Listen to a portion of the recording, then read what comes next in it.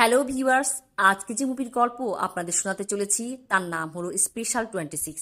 এটা একটা crime thriller এবং সাসপেন্স মুভির গল্পের শুরুতে দেখানো হয় কিছু সিবিআই অফিসারকে। তারা একজন মন্ত্রীর বাসায় সাঁড়াশি অভিযান চালাবে।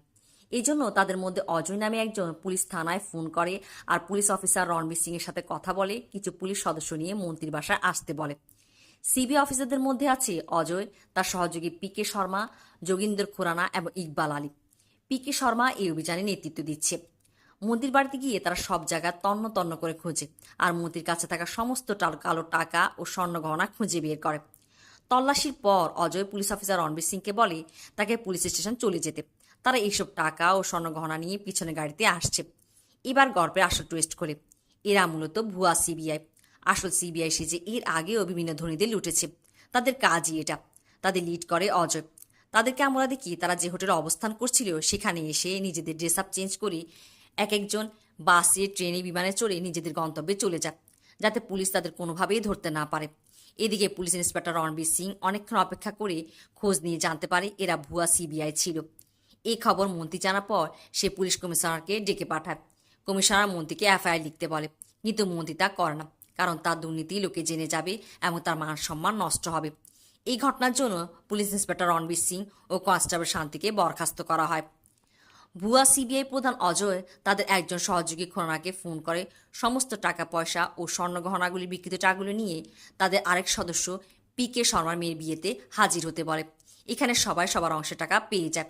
সবাই বিয়েতে এসে অনেক হাসি আনন্দ করে। এরপর অজয় পিকে শর্মা ও অন্যদের বলে তারা এবার কলকাতার বড়বাজারে একটা অভিযান চালাবে ইনকাম ট্যাক্স অফিসার সেজে। এদিকে পুলিশ ভুয়া সিবিআইদের ধরতে আসল সিবিআই অফিসার ওয়াসিম খানের সাথে এসে দেখা করে। তাকে সবকিছু খুলে বলে বিগত 1 বছর যাবৎ এই চক্র ভুয়া সিবিআই সেজে প্রায় 10 জায়গায় লুটপাট করেছে। কালো টাকার কথা ফাঁস হয়ে যাবে, তাই ভুক্তভোগীরাও মুখ খুলেনি। ইন্সপেক্টর রণবীর সিং এই বিষয়ে সিবিআই ওয়াসিমকে সর্বোচ্চ সহযোগিতার কথা বলে। এদিকে ভুয়া সিবিআইদের দেখানো হয় তারা কলকাতা আর বড়বাজারে একটা দোকানে রেড চালাতে আসে, তবে ভুল দোকানে চলে যায়। সেখানে আগে থেকে ইনকাম ট্যাক্স ডিপার্টমেন্টের লোকেরা কাজ করছিল।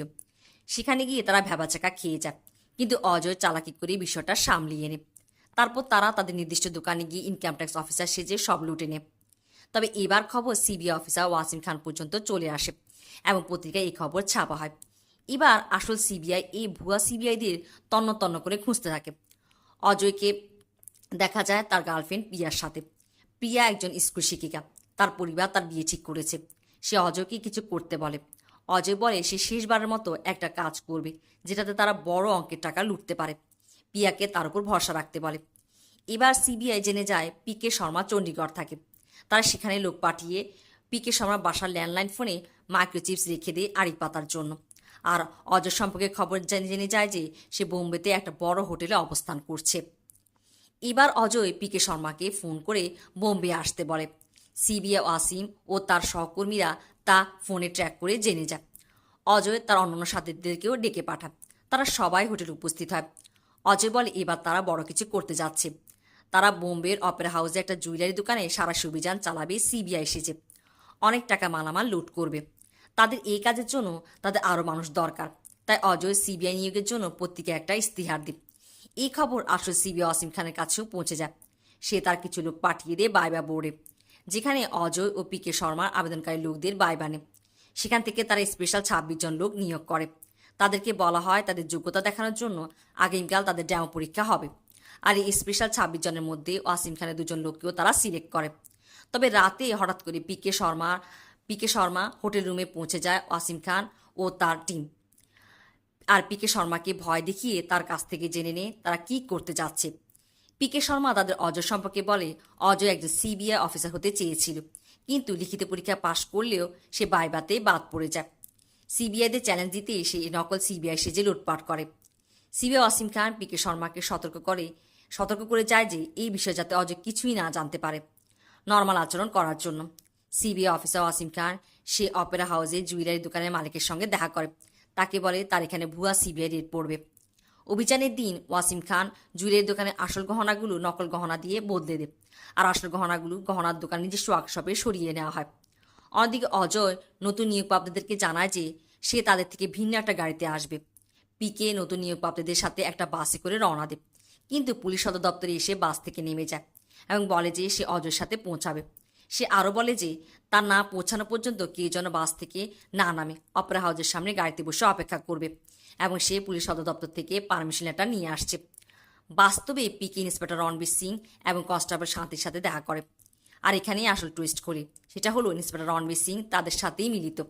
ওদিকে ওয়াসিম খান তার লোকবল নিয়ে অপেরা হাউসের জুয়েলারি শপের সামনে নজরদারি করছিল। এবার পিকে ইন্সপেক্টর রণবীর সিং ও কনস্টেবল শান্তি এসে যোগ দিয়ে অজয় ও তার টিমের সাথে তারা জুয়েলারি দোকানের ওয়ার্কশপে চলে যায়। সেখানে গিয়ে প্রথমে ফোনের লাইন কেটে দেয়, তারপর সিবিআই সেজে অভিযান চালিয়ে 2 কোটি টাকা স্বর্ণগহনা লুট করে নেয়। তাদের চলে যাওয়ার পরপরই ফোনের লাইন ঠিক করে ওয়ার্কশপ থেকে জুয়েলারি দোকানের মালিককে সব জানানো হয়। এই খবর যখন ওয়াসিম খান জানতে পারে, সে গিয়ে বাসে বসে থাকা সেই স্পেশাল 26 জন লোকদের মধ্যে একজনকে জিজ্ঞাসাবাদ করে। সে একজন সব খুলে বলে যে তাদেরকে কি করতে বলা হয়েছে।